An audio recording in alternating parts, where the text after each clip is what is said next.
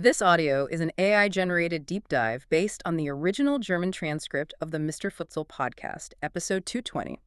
The full episode title is Keep a Futsal Referees with Omar Amarkhel Talent Levels, Copa Libertadores plus Double Soares. The original podcast hosts are Sebastian Rauch and Dr. Daniel Weimar, and the special guest for this discussion is Omar Amarkhel, a DFB futsal referee in the Futsal Bundesliga. So we actually just got this message from a listener named Lyria, and she brought up this massive roadblock for U19 futsal-based programs here in Germany. Like, nobody can seem to recruit the actual top-tier players. Yeah, and it really just comes down to a pretty brutal mathematical reality regarding time management. I mean, these futsal programs obviously look at the landscape and naturally want to recruit the absolute best youth players out there. Right, naturally. But in Germany, those elite kids are already locked into the NLZ, the youth academies run by the pro football clubs. And if you actually look at an academy player's schedule, the math just does not work at all. Oh, for sure. They have, club training maybe 4 times a week, plus weekend travel and regular schoolwork. Exactly. Their free time is basically non-existent. So when a futsal-based program swoops in and asks for their one free evening a week, well, the perceived benefit has to completely outweigh physical recovery, family time, or, just being a normal teenager. Which it usually doesn't. Right, it almost never does. It's kind of like if you've ever managed a team at work. Think about the difference between trying to recruit an exhausted senior executive for a weekend side hustle versus pitching a really hungry junior employee. That is a great analogy. The executive is already on this highly structured ladder, and the original analysis made this really fascinating sports sociological argument. They were saying futsal programs are basically targeting the wrong demographic entirely by chasing these academy kids. Yeah, because those kids are just trapped in the hamster wheel of the professional football dream. And statistically, chasing them is a massive misstep. Wait, really? How so? Well, the data shows that only about 1/3 of the actual top-tier talent pool is locked inside those elite academies at any given time. Oh, wow. I wouldn't have guessed it was that low. Yeah, so that means 2/3 of these highly talented, technically gifted players are just scattered across the regional leagues, what they call the Bezirksliga or Landesliga in Germany. So why on earth aren't we going after them instead? I mean, they have the raw technical skills to handle the heavy futsal ball and the fast pace, right? Exactly. And more importantly, they aren't completely burned out by that hyper-scrutinized academy system.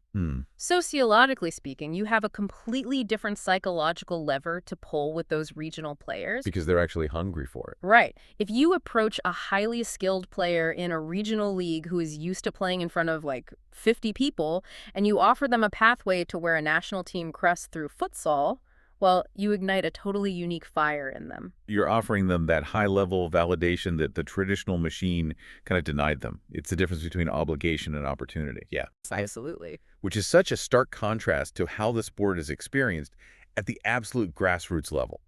You have the MSV Bonn Alliance recently entering what's locally known as a Gerimpelturnier, basically a junk or hobby tournament. Yeah, no scouts, no academies, no national team aspirations. Exactly. It's just a group of people showing up to play purely for the unadulterated joy of the game. And that massive spectrum from zero-stakes hobby tournaments to the rigid pressures of elite youth development is really the defining characteristic of futsal globally right now. The infrastructure is just wildly uneven depending on where you look on the map. Well, let's follow that map then, because the international landscape really is a mixed bag of professionalization. Look at Portugal, for example. FC Porto, an absolute giant of a football club, is finally formalizing plans to launch a senior men's futsal team. The Portuguese model is so fascinating because clubs there have long viewed futsal not as a rival sport, but as this crucial pedagogical tool for youth development. Because of the smaller court and the heavier ball, right? Yes, exactly. It forces players to make complex spatial decisions in fractions of a second. It builds phenomenal close control techniques that translate flawlessly to the outdoor pitch. So Porto formalizing a senior team is just a natural extension of an infrastructure that already deeply values the sport. But then you pan over to Austria and you see the dark side of that uneven infrastructure. In the Austrian Cup, you literally had 2 teams that just didn't show up for their matches. They call them ghost teams. Yeah, that is rough. When teams default in a national cup competition, it points to a severe fragility at the institutional level. It just feels so amateur. Well, it usually means the club lacks the financial stability to secure travel or even just the administrative competence to maintain a committed roster. It's a symptom of a sport trying to sprint before it has learned to walk in that specific region. Which makes Spain look like they're operating in a completely different century. I mean, the Spanish Copa del Rey final recently pulled in 120,000 online viewers. That is a massive number for domestic futsal. It is. And what really stands out to me is how transparent Spain is with their streaming numbers. They flaunt those metrics because the product is genuinely excellent. Unlike some other federations. Right. Meanwhile, the German FA, the DFB, has this habit of hiding their streaming numbers behind closed doors. It really makes you wonder if a lack of transparency is just a shield for poor engagement. I mean, it probably is. But if we want to look at where engagement and infrastructure perfectly align, we really have to talk about Carlos Barbosa in Brazil. Sociologically, this town represents the absolute pinnacle of futsal integration. I was reading about this in the source material, and it is just wild. It really is. The local team there has been operating for over 50 years, and they are currently installing a literal walk of fame with stars in the pedestrian zone to honor their futsal legends. That completely blows my mind. We are so used to futsal being treated as the little brother to 11-a-side football, but in Carlos Barbosa, it sounds like futsal's the main event. Oh, it is the cultural bedrock of the town. It is not a stepping stone to a lucrative career in Europe. It is the ultimate destination for their local sporting identity. The community's entire rhythm is tied to the futsal court. And that cultural weight is exactly why Carlos Barbosa is currently hosting the Copa Libertadores futsal tournament. I mean, it is an absolute spectacle. But before we even get to the players, we have to talk about the officiating. Right, the refereeing setup there is super interesting. Yeah, roughly 30% of the referees at this massive high-stakes tournament are female. Which really highlights the organic growth of women's involvement in South American futsal. But the most crucial takeaway from the original analysis is the sheer professionalism of the environment. Meaning there's no pushback from the players. Exactly. There is no gendered treatment, no hesitation, no complaints from the players regarding the official's gender. They're judged entirely on their competence to manage the game. Which is exactly how the game should be played.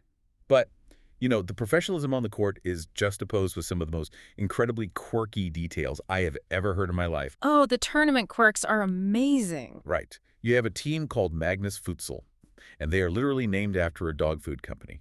Their crest is just a giant dog. Their ball sponsor is surprisingly Puma, which completely shatters the Adidas monopoly we usually see in European tournaments. And don't forget the shoe wiping. Yes. The players have this bizarre habit of constantly wiping the soles of their shoes with their bare hands.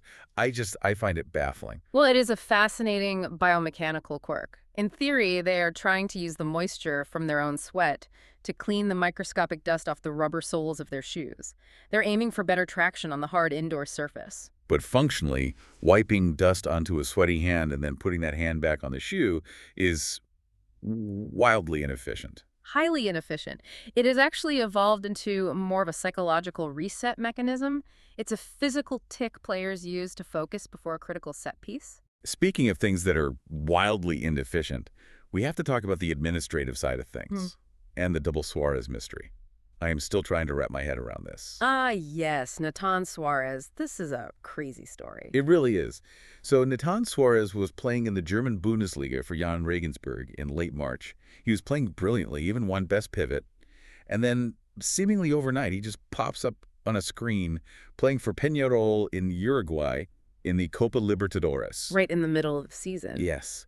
How on earth do the transfer rules allow a player to teleport across the globe and switch teams mid-season without triggering a massive contract dispute? Well, it really exposes the fragmented nature of international futsal administration. The transfer windows between UEFA and Europe and CONMEBOL and South America are often completely out of sync. Okay, but what about his contract with the German team?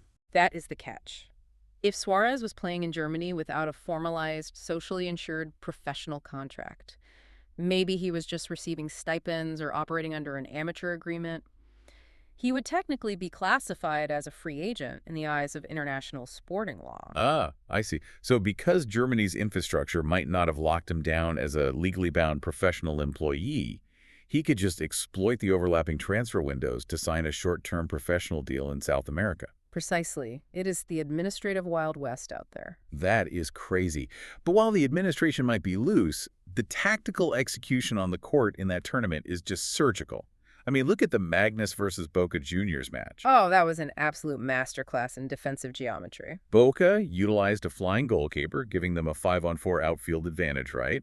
And then Magnus received a red card, reducing them to just 3 outfield players against Boca's 5. Defending 3 against 5 is a geometric nightmare. It sounds impossible. How do you even cover the space?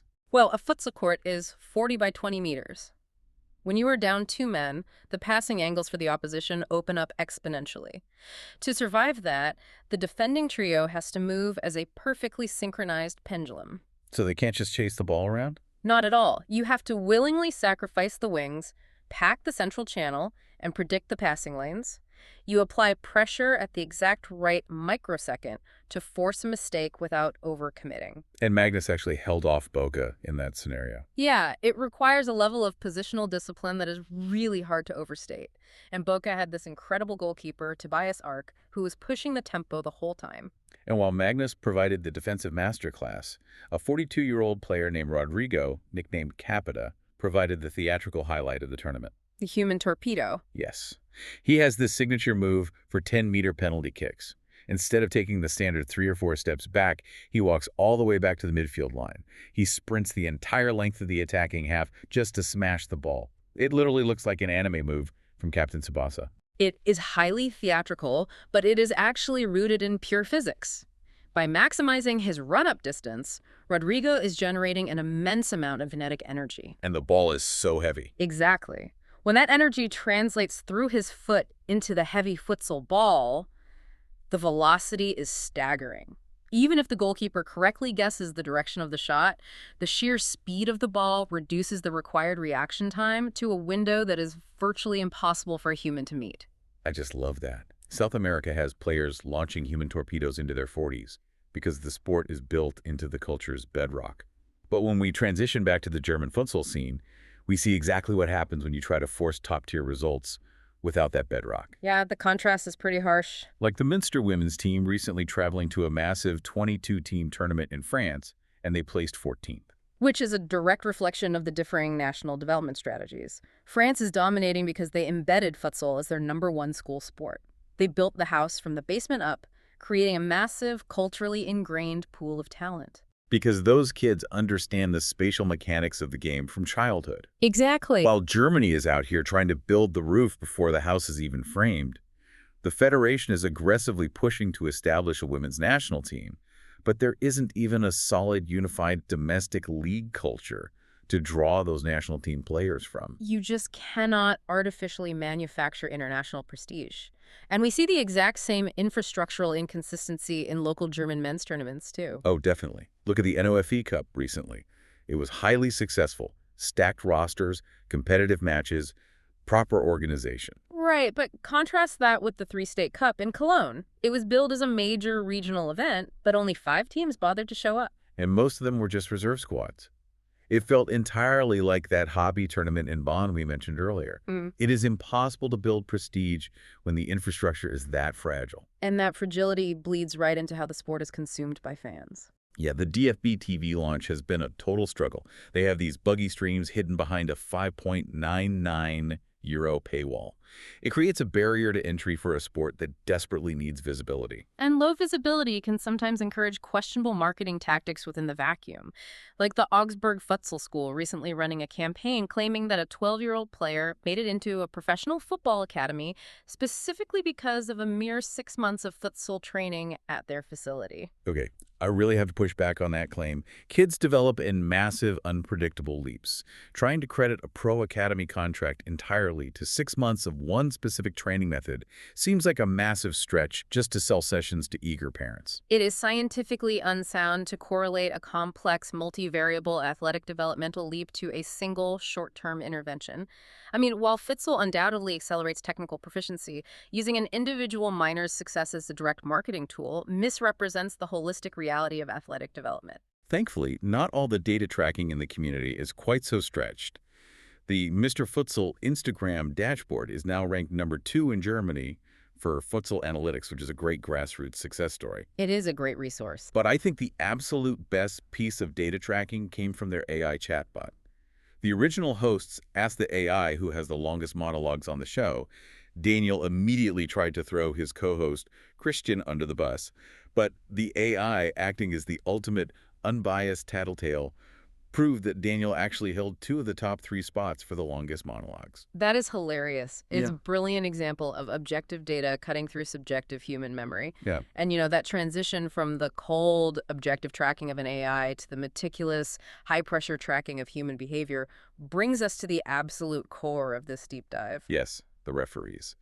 Specifically, the origin story of DFB futsal referee Omar Amarkhel. Omar's story is incredible. He is a 41-year-old from Hamburg who was actually an outdoor football referee. Right. But in 1999, the evaluators told him he had hit his promotional ceiling. He basically couldn't advance any further in the outdoor game. So after a decade of being stalled out, he pivots to futsal in 2010. And his breakthrough into the elite ranks sounds like a sports movie. It was the 2013 German Championship. The officially assigned third referee simply failed to show up. Oh no, just ghosted the national championship. Yep. So Omar receives a frantic phone call, is told to just throw on a tracksuit, and rushes to the arena. He literally knocks on the door of the pre-tournament technical meeting in his tracksuit, and the officials just look at him and say, "We've been waiting for you." Talk about pressure! Seriously, he is thrown onto the court at the last minute under immense national pressure and performs so exceptionally well that he secures his path into the DFB elite. But staying in that elite bracket requires navigating immense psychological pressure, primarily from the referee evaluators. The officials are scouted, graded, and scrutinized just as harshly as the players. Which makes sense, but has a real human cost. Omar recounted an experience at a state tournament in 2014 where he received an evaluation that he felt was deeply unjustified. And it completely wrecked him mentally. He couldn't sleep. The next morning, knowing he had to officiate in front of that exact same evaluator, his performance anxiety was so crushing that he actually begged his referee partner to swap roles so he could hide as the secondary official. It is such a raw reminder that the enforcers of the rules suffer from the exact same mental blocks and performance anxiety as the athletes they are judging. Which is why mastering the psychology of the court is arguably more important than memorizing the rule book. Omar's approach to player de-escalation is brilliant in its simplicity. When he makes an obvious mistake, he doesn't double down on his authority or threaten players with cards. He openly and genuinely apologizes to them. Exactly. It completely disarms them. He uses vulnerability as a management tool. He noted that the moment he admits fault, the player's aggression just evaporates because they are reminded that he is a human being. He even uses humor, which is so smart. If a striker is screaming at him over a perceived foul, Omar might wait a few minutes until the play dies down, jog past that player, and quietly tease them about missing a wide-open net earlier in the half. I love that.